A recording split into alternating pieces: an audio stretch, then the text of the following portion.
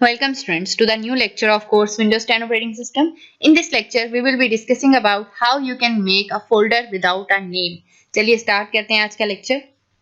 सबसे पहले आपने एक फोल्डर क्रिएट करना है, राइट क्लिक करके न्यू पे क्लिक करके एंड देन फोल्डर। जब आप फोल्डर पे क्लिक करेंगे तो यहाँ पे जैसे फोल्डर का नेम आ रहा है न्यू फोल्डर, आपने इसको बैक स्पेस करके खत्म कर देना है। फोल्डर का जो नेम है वो रिमूव कर देना है और जहाँ ये कर्सर ब्लिंक हो रहा है यहाँ पे जाके अगर आप वैसे अगर इसका फोल्डर विदाउट नेम बनाना चाहें तो आप नहीं बना सकते। इस पे जब आप देखेंगे मैंने कोई भी नाम नहीं लिखा और मैं एंटर प्रेस कर रही हूँ तो भी इसका जो न्यू फोल्डर है ये नाम बाय डिफॉल्ट आ जाता है। तो आपने क्या करना है, इसको रीनेम करना है।